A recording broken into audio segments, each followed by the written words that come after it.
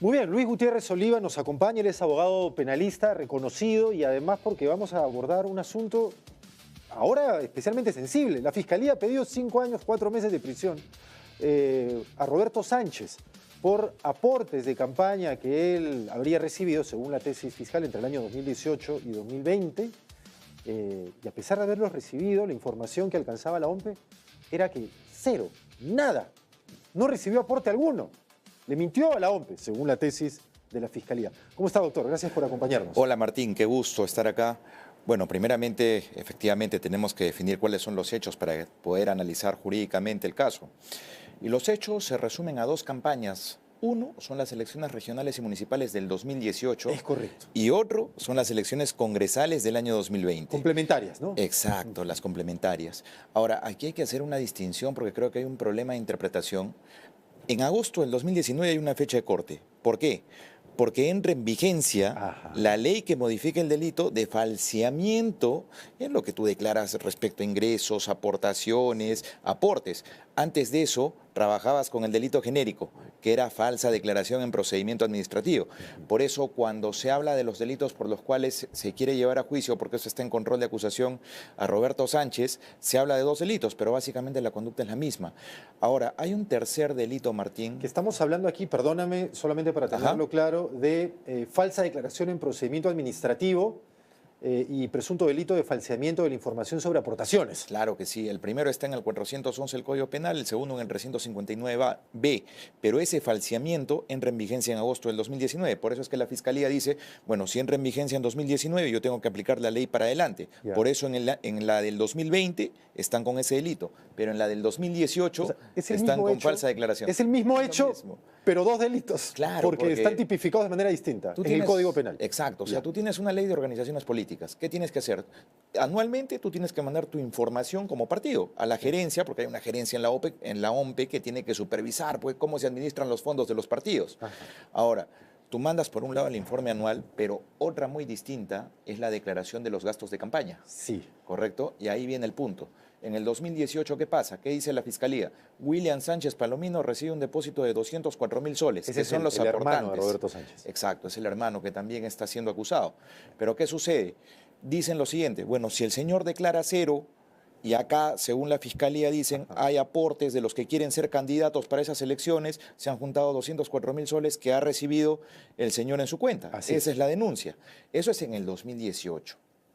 En el 2020, ¿qué ha pasado? El hecho más notorio, porque hay dos montos ahí, 75.000 soles y 24.700 soles. En los 24.700, tú sabes que los aportes no solamente son en dinero, sino también en especies.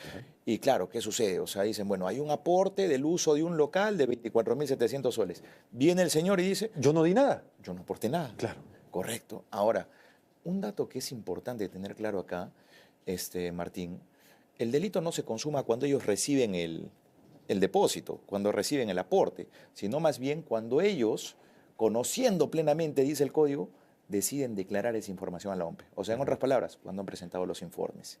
¿Me entiendes? Con la firma de Roberto Sánchez, que era el titular del partido.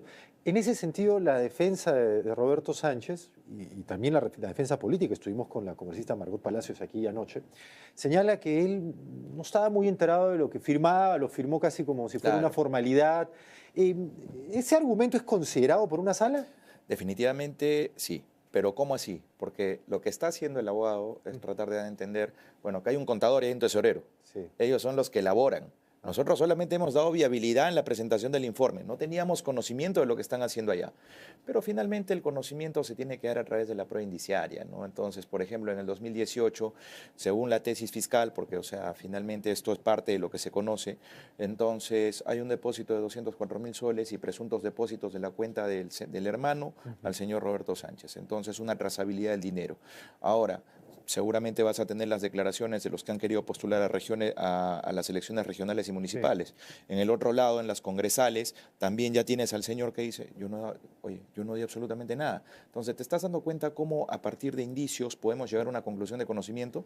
Porque ni modo que podríamos entrar nosotros a la cabeza de Roberto Sánchez para directamente saber si sabía o no sabía. ¿Y estos 5 años, 4 meses, es una sumatoria de las potenciales penas o es solamente una? Claro, he escuchado también, y esto está en medios, Martín, o sea, de que hacen ver de que, bueno, es un solo hecho. Sí, pues. Acá habría que analizar, porque como te vuelvo a repetir, hay dos informes que se presentan que son totalmente diferentes en tiempos distintos.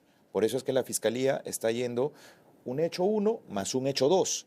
No es que en un solo informe se consideran los dos hechos. ¿Me dejo entender? Y eso podría sumar las penas. Exactamente. Ahora, otro tema es la prescripción, ¿no? Acá, muy rápido para explicarlo, las penas tienen un máximo. En el Código Penal, por ejemplo, tú ves en el tema de la falsa declaración, va hasta 4 años, ya. 4 años, más 2 años, porque le tienes que sumar la mitad del plazo extraordinario, más 1 año de la ley Soto, ya, ¿cuánto te sale? 7 años. Por eso se habla, escuché en revistas, en enero del 2027 puede estar prescrito. ¿Me dejo entender? Entonces, esa es una salida que también se está tentando. Pero ¿sabes qué? Acá había otro delito, para redondear la idea, fraude en la administración de personas jurídicas que se ha sobreseído. Y el argumento fue sencillo. La defensa dice, fraude en la administración de personas jurídicas. Las personas jurídicas son de derecho privado. Ajá, sí, claro. ¿Ya? Entonces, nosotros somos un partido que no tenemos nada que ver con el tráfico económico. Y la sala, pues, asume ese criterio y declara fundada la excepción. Por eso es que hoy día ya no están siendo acusados por ese delito. Ahora, si me permites, ya para ir al tema electoral, porque está vinculado, nuestra política está vinculada a los tribunales, eso ya lo sabemos y de larga data. Se ha programado la audiencia para 27. El control de acusación este 27, semana y media antes de la segunda vuelta.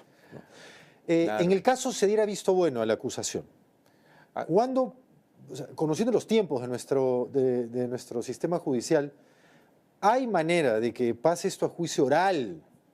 Claro. ¿Antes de un 28 de julio eventualmente o del mismo 7 de junio o no? Mira, acá 2 puntos para aclarar en base a tu pregunta. Roberto Sánchez, según la Fiscalía, cometió estos delitos cuando todavía no era congresista, cuando todavía no ha sido ministro. Por eso es que quien se está haciendo cargo es la Fiscalía de Cercado de Lima, Breña, etcétera, que es una fiscalía común. Y no la Fiscalía Suprema. Exacto. Y esto sigue en un juzgado común. Pero ahora, teniendo eso, esa premisa que te acabo de decir, ahora, esto responde a la agenda del despacho judicial, porque quien lo va a juzgar no es el juez que va a ver el control de acusación. Se hace el control, si esto llega a juicio y con qué prueba llega a juicio, y tendremos que ver si es que llega a juicio la agenda del despacho judicial que va a recibir ese proceso. Particularmente creo que no va a ser antes de, pero si es que fuera antes de, tú sabes que hay una modificatoria ahora con sentencia en primera instancia condenatoria, ya sería un impedimento probablemente para la juramentación, si es que sería electo. Pero ahí también está el antecedente Fernando Rospigliosi. Tendría que el Jurado Nacional de Elecciones determinar si alguien eventualmente electo, pero sobre quien pesa una sentencia en primera instancia, que fue impuesta luego del inicio de su candidatura, puede o no juramentar. En el caso de Roberto Sánchez, digamos que, y reitero la pregunta, pasa el control de acusación el 27. Usualmente, ¿cuánto tiempo después de que la sala dice, sí, está bien elaborada la acusación, es que se programa la primera audiencia de un juicio oral? Auto de enjuiciamiento se llama esa resolución, si es que va a pasar a juicio. Ese juez evalúa, ya, esto sí merece llegar a juicio para que se discuta si está aprobado o no, pero va a pasar con estas pruebas. ¿Ya? Entonces se emite el auto de enjuiciamiento, ahí está toda esa información. Eso se remite a un juzgado penal. El juzgado penal tiene que emitir otra resolución que es el auto de citación a juicio. Venga, todo va tomando tiempo. Te voy a citar para estas fechas. ¿Y eso de qué depende? De la administración que define la agenda del despacho judicial. Eso va a tardar más de 2, 3 meses, sinceramente, Martín. Y en el escenario, estamos hablando de escenarios hipotéticos, en que Roberto Sánchez llegara a Palacio de Gobierno. Todo esto se suspende hasta que termine. Exactamente. Y cuando termine probablemente ya todo prescribió también, ¿o no? Exactamente. Porque estamos hablando, como te expliqué, mira, el falseamiento, que es el nuevo delito del 359, tiene una pena de hasta 6 años. La misma operación, plazo ordinario 6 años, la mitad del plazo extraordinario 3 años, más la suspensión de la ley Soto, ¿cuánto es? Sí, 10 años. Sí. ¿Hasta cuándo te vas? Al 2031, prescrito. El otro, más fácil, la falsa declaración de procedimiento administrativo, 4 años, más 2 de la mitad, más 1, son 7. Sin embargo, imaginando el escenario en el que él llega a Palacio de Gobierno, igual el proceso seguirá desarrollándose con los demás imputados. Claro que sí. Por tanto, lo que salga en ese juicio y en las audiencias igual tendrá un efecto político y habrá una espada pendiendo sobre el presidente de la República, en un país en donde parece cosa común la vacancia presidencial. De todos los días. Es decir, sí, será un proceso que irá en paralelo, digamos, ¿no? Claro que sí. Ahora, brevemente, el caso de la congresista Francis Paredes, y solo brevemente. Ajá. Si la Fiscalía la considera a ella la cabecilla de esta organización criminal, ¿por qué todos los allanamientos son relativos a su hermana y a personas vinculadas? Por una sencilla razón. Hay una modificatoria en la ley 31.118, hay una reforma constitucional que modifica el artículo 93 y 99 de la Constitución. La inmunidad parlamentaria ya no es un argumento, pero sí que es un argumento. Diferenciar que es un delito dentro de la función congresal versus de un delito común. Conocemos las funciones de los congresistas, legislar, fiscalizar, Sí. etc. Si yo cometo un delito abusando de esas funciones, correcto, soy aforado, necesito mi denuncia constitucional aprobada por el Congreso para que recién me investigues. Pero otra cosa muy distinta es que yo cometa un delito común, pero dentro de mi mandato. Ahí yo ya no necesito la denuncia constitucional. Pero el tema que por ser aforada, porque el delito está dentro del mandato, por más común que sea, Sí. ¿a quién le corresponde investigar? A la Fiscalía Suprema. ¿Y de quién es competencia? De Tomás Aladino la Valdés. Corte Suprema. Pero ayer estaba bailando, estaba muy distraído en eso. Ahora, en ese caso, Ajá. entonces, va a seguir el proceso de una fiscalía ordinaria con su hermana y los Y los implicados, demás, claro. y ella no. No, ella no. Pero sucede que a veces lo que se investiga de los implicados ya alimenta un acervo que cuando ella no tenga la inmunidad puede ser utilizado en su contra. Pero, o sea, hay que resaltar acá, la detención preliminar ha sido infundada por el octavo juzgado de investigación preparatoria. Lo que les han autorizado es el allanamiento. Y el allanamiento es una medida de búsqueda de información. Sí.